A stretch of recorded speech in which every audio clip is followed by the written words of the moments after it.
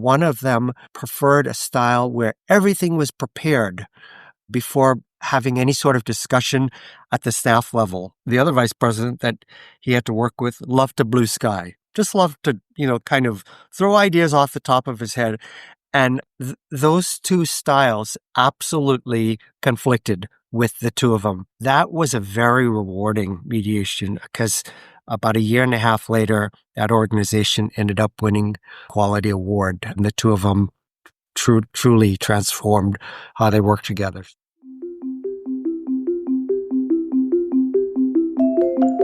The Center for Understanding and Conflict welcomes you to The Other Chair, a monthly podcast exploring the dynamics of conflict and how to bring the human issues to the table. Together with our guests, we explore how the power of understanding each other can lead to better solutions for people on both sides of an issue. We will also share tips for managing your own mediation practice, approaching conflict in the professional world, and ways to apply our understanding-based model in your personal life.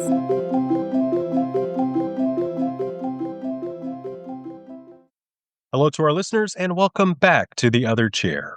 Today, we're exploring a familiar challenge in professional life, workplace conflict. Whether it's friction between coworkers, breakdowns in communication, or tension between managers and team members, conflict at work can take a toll on trust, collaboration, and productivity. Our guest today is Pat Lau, a longtime workplace mediator, conflict resolution trainer, and co-founder of Intel's collaborative mediation program. From 2010 to 2024, Pat helped develop and lead one of the few in-house workplace mediation programs inside a major global corporation. His work with Intel's teams, peer managers, and leaders helped address difficult conflicts in a way that encouraged understanding instead of blame. Now, as a trainer with the Center for Understanding and Conflict, Pat brings his experience to professionals across industries, helping them learn how to mediate and manage conflict using the understanding-based approach. Pat, welcome to The Other Chair. Thanks, James. Very, very much appreciate being here and having the opportunity to share some stories with you. Well, I very much appreciate having you. You've been working with the Center this past year in a formal way, helping to redesign and redevelop our workplace mediation and conflict resolution training programs.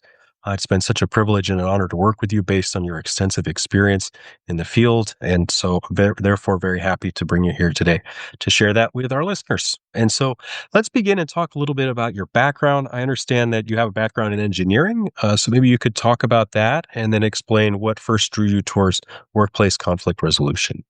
I always thought I was going to be a computer programmer, build computers, that type of thing. I was actually younger. I was very interested in biomechanics. Thought I would maybe build some prosthetic arms and that type of thing. And I was actually very interested in that at the beginning. There were some technical aspects to learning that was very, very challenging for me. And given the time of everything, I decided to kind of change my career a little bit to major in industrial engineering rather than electrical engineering. So I stayed in the engineering realm and I joined Intel and focused on manufacturing engineering. I really loved that work. And as time went on, I moved into management. I became very interested in people management, working with people, working with teams, and made various career moves, but eventually moved into HR and eventually moved into conflict resolution roles and mediation. You've said before that you've said in conversations we've had, that taking an early conflict management class really opened your eyes. Can you share what shifted for you at that point, especially when you think about your early career in engineering and potentially programming to then being interested in conflict resolution? What was it about that experience that really helped solidify that path? So this would have been back in around 2010 or so. I was again working at Intel and just seeing a lot of conflict in the workplace. And there was a class offered at Portland State, and I don't think it was actually specifically about conflict. It was about negotiations in the workplace. And I attended that class. I had very, very little experience in learning about different types of conflict, how conflict works. So this was a very, very introductory class for me, and I was a beginner in it.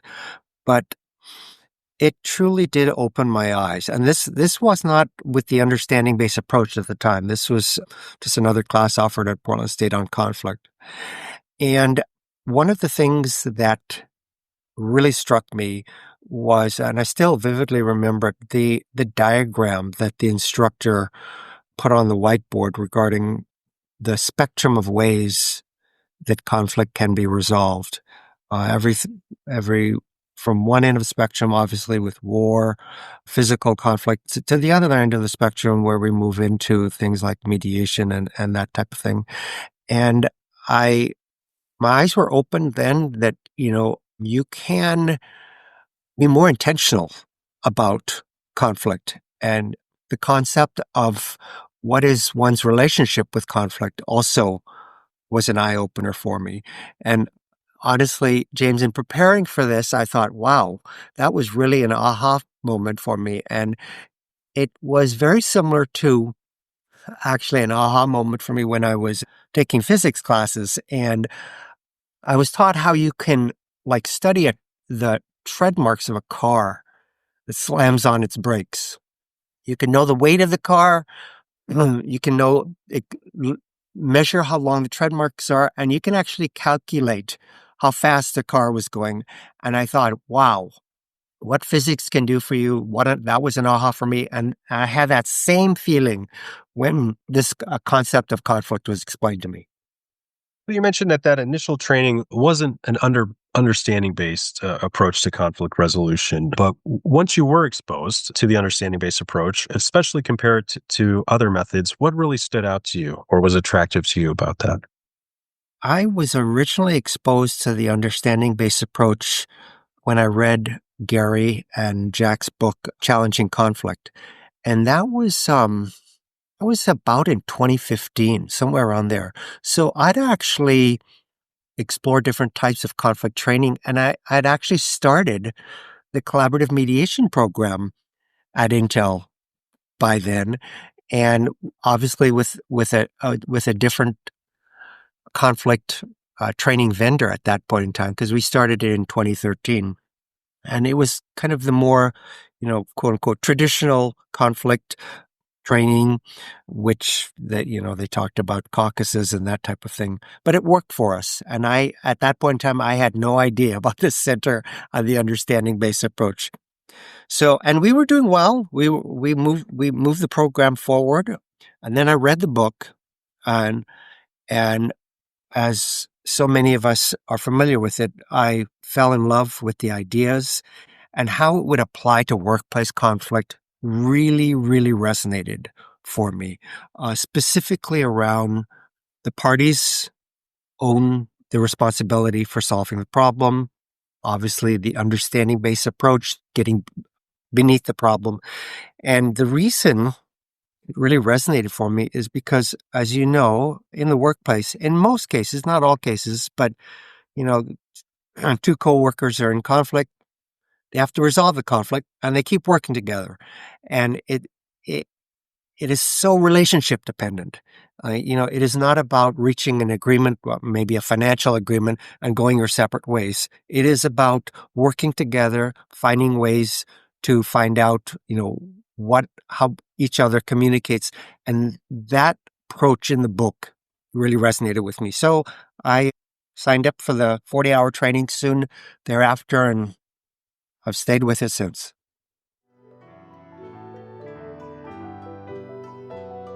Conflict manifests itself in many ways in our personal lives, for professionals in the workplace and for practitioners who have made a career bringing together parties in conflict through mediation practice. Each month, the Center for Understanding in Conflict hosts live webinars with featured guests discussing best practices and sharing their experiences for tackling conflict using the understanding-based model.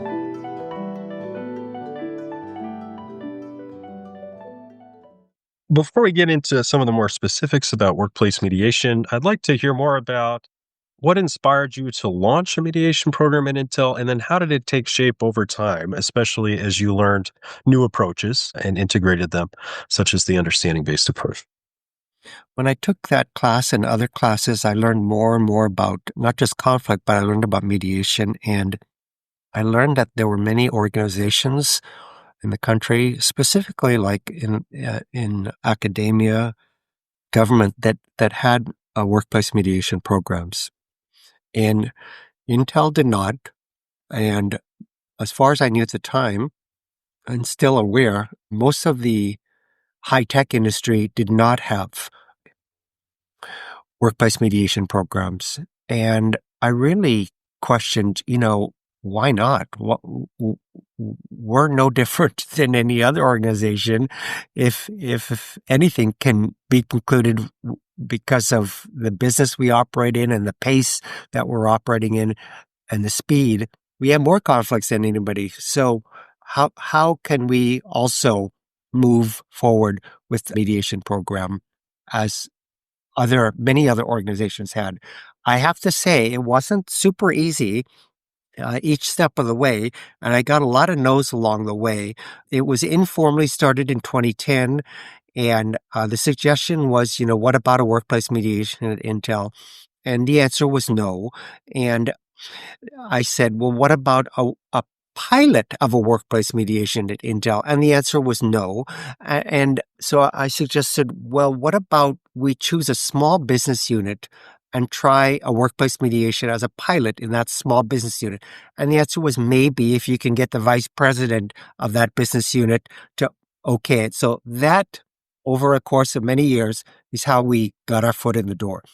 And that was, to me, that was a really good learning lesson as to how to keep at it. And so over time, did it scale? When you retired from Intel, where was the mediation or conflict resolution program compared to when it started in that small business unit? So we started in 2013, and as I said, James, I was exposed to the understanding-based model through the book in about 2015, 2016, and then I took the training. And all this time, I'm thinking, okay, even though we have the mediation program working at Intel, I really want to try to get the understanding-based approach into our existing trainers, as well as our possibly expanding the program. And again, through various mechanisms, we were able to do that. It got funded, and Gary and Catherine came and presented a week-long class to the group of trainers that we started with back in 2013, as well as an expanded group of trainers that broadened the scope within the U.S., as well as Central America. We added 3 trainers in Central America and about a half dozen in Europe. And that was a very exciting step for the program, not just in more closely aligning with the understanding-based approach, but with broadening the program and expanding worldwide. And my final question on the topic, but I'm curious to know if you could point to one thing that helped Intel realize the value of scaling this beyond where it started out, even into other countries. What do you think it was that was important enough to such a large company to keep it going and growing? The program sold itself. Certainly, I was a strong proponent of it, but my fellow colleagues who were other mediators on the team became extremely strong proponents of it and spoke extremely highly of it. And for the most part, those that participated in the program, again, we conducted anonymous surveys, and it was very, very positively received. And honestly, the amazing thing about a program like this is that the benefits expand beyond the actual mediations. We learned a lot about workplace conflict, which we translated into a workplace conflict training for other employees and managers. We expanded it into conflict coaching. So I wish I could tell you, James, that we penciled out to the penny how much this program saved Intel, or, unfortunately, that's not the case. That it was more word of mouth and just a real testimonial of those who participated in it, as well as those that practiced and became part of the program. Well, Pat, let's jump into some of the the details on the ground level where conflict comes into play in the workplace. In your experience, what are some of the most common sources of workplace conflict, and what tends to keep them going over time? In preparing for this, James, I actually went back to an article that I wrote about the Intel program that was actually published in the Mediation Journal, Corporate Mediation Journal, which is actually out of Belgium, I think. And in that article, we talked about three concepts, one being workplace styles, the other being communication styles, and the third being roles and responsibilities. And honestly, probably the fourth one would be performance management issues. But, you know, in terms of which one is most frequent, I can't say. I vividly remember a mediation that a colleague and I did between two vice presidents, and they were both in charge of multi-hundred employee organizations, and the two of them had reached the point where they weren't responding to each other's email, they weren't responding to each other's texts, and it was pretty dramatically negatively impacting business. The senior vice president said it had to change. The two of them were strongly encouraged to participate in mediation. And that we learned there that, again, an example of trying to get to your question here, James, was styles. One of them preferred a style where everything was prepared before having any sort of discussion at the staff level. And the other vice president that he had to work with loved to blue sky, just loved to, kind of throw ideas off the top of his head. And those two styles absolutely conflicted with the two of them. And you would think, wow, how could something like that lead to that? But it did. It snowballed, and it led to a pretty negative impact. We spent the whole day mediating, and another thing that came to light was the fact that one of them thought that the other was trying to take his promotion away, which is obviously another thing that comes into play in the workplace. And we talked through that. We talked about interests. We realized one of the parties was actually more interested in developing and becoming a kind of a pioneer technically rather than advancing from a management standpoint. And that also helped have both parties better understand each other. That was a very rewarding mediation because about a year and a half later, that organization ended up winning Quality Award, and the two of them truly transformed how they work together.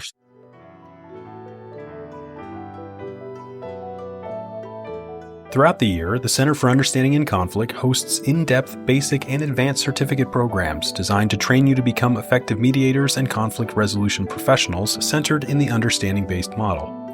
Our training programs have been the gold standard in alternative dispute resolution for 40 years and is popular within the legal community with human resource professionals, ombudsmen, and corporate workplace mediation clients.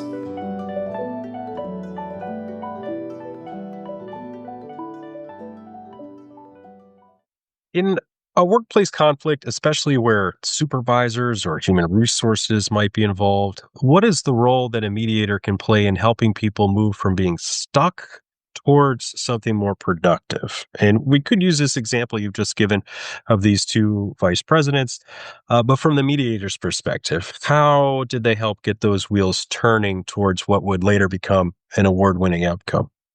I can share another mediation with you, James. And, I know you use the word stuck and productive.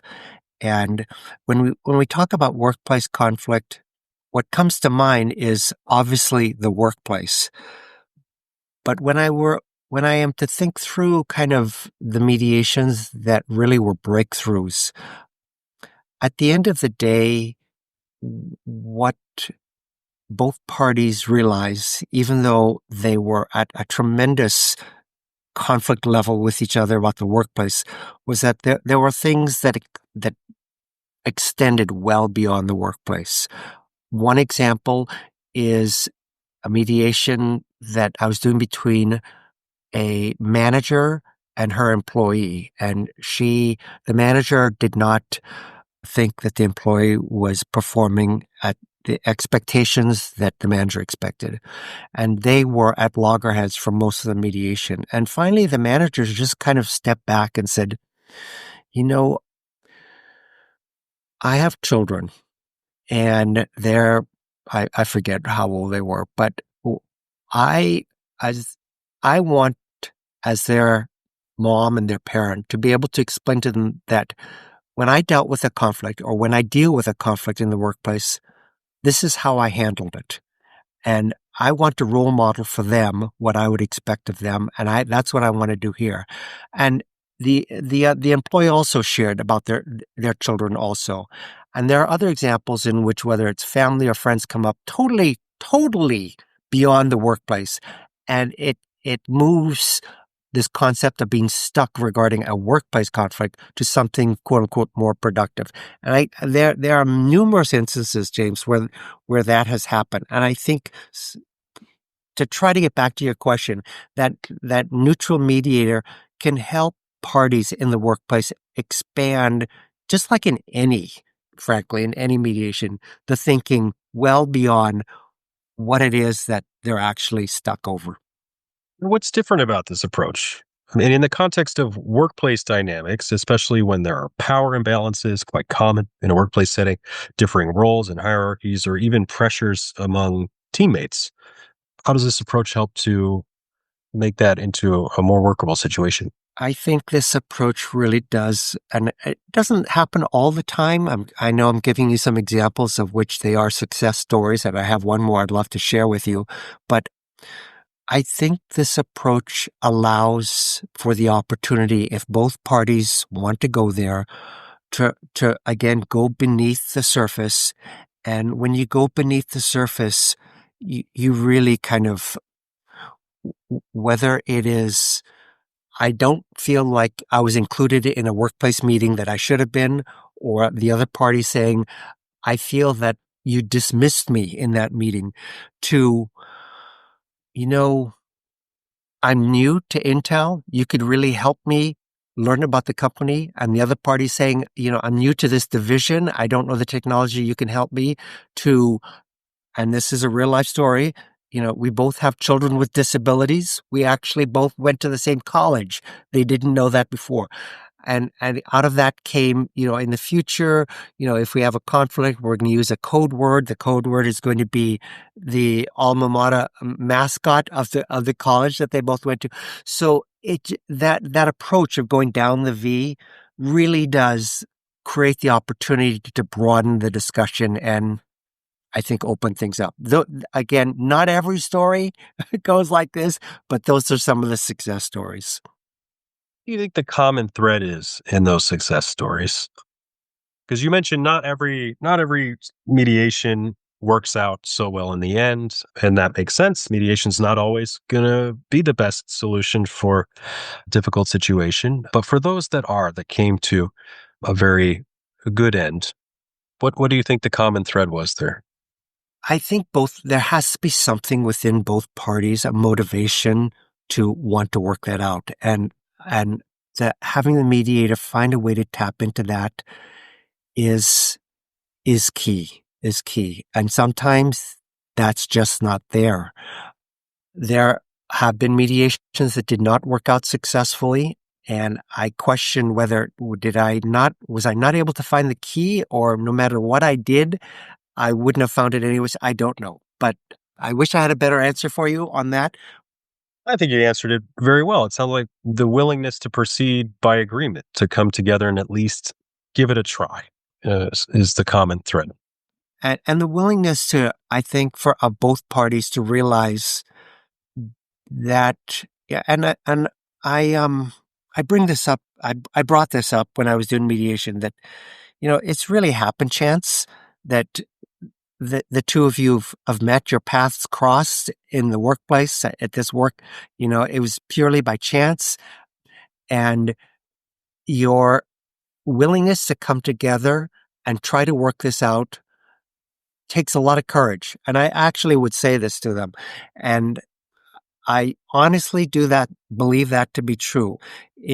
At Intel, of the 600 or so cases that came to our program, 200, about 200, so a third, were willing to move forward with mediation. And I think whether it's in the workplace or wherever, the the willingness to think, okay, I'm going to try to work this conflict through with the other person takes character, it takes strength, and it does take courage.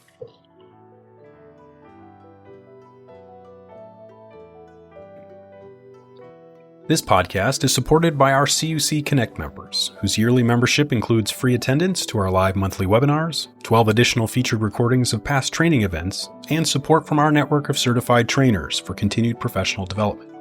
Consider joining CUC Connect today and dive deeper into the understanding-based model.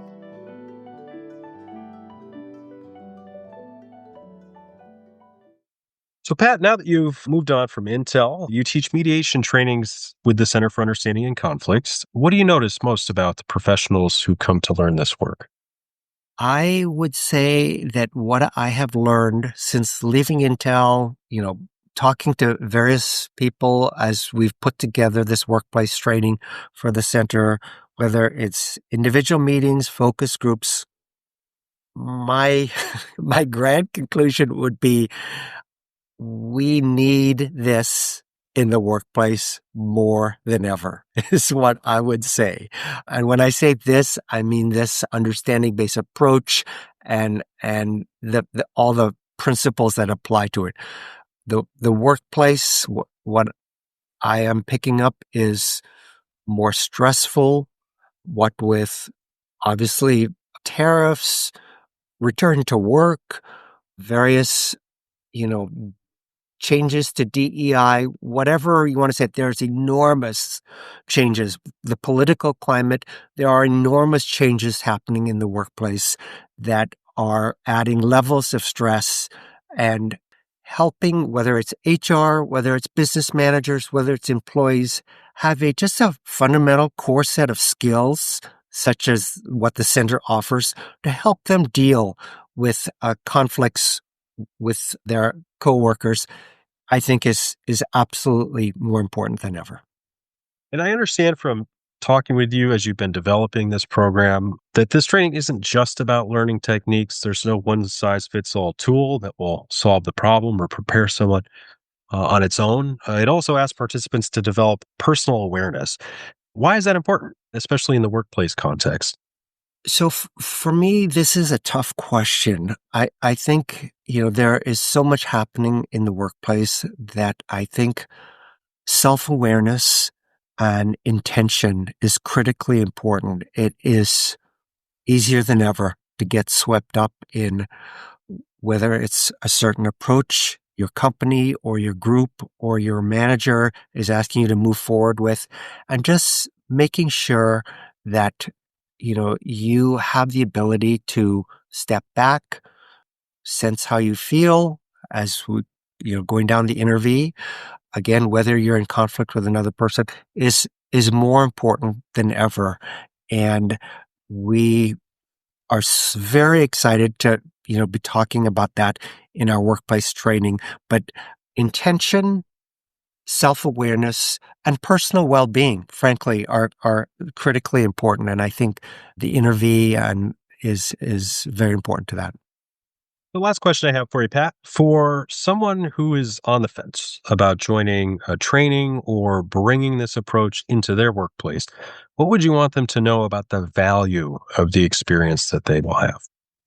So, James, I think that this approach, if I were to have been aware of it when I started my career in the workplace, I think it would certainly have offered a much more rewarding and satisfying way to handle particularly difficult situations in the workplace, dealing with difficult coworkers or even escalated issues.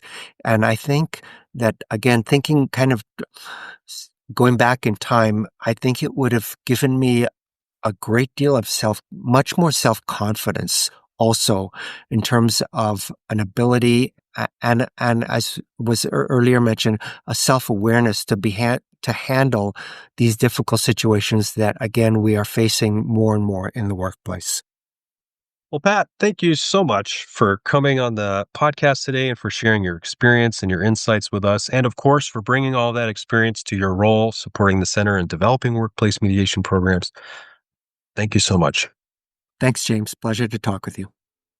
Pat Lau reminds us that conflict at work doesn't have to be something we avoid. It can be something we meet with skill, clarity, and humanity. If you'd like to learn more about Pat's upcoming workshops, including our next Introduction to Understanding Workplace Conflict, visit www.understandinginconflict.org.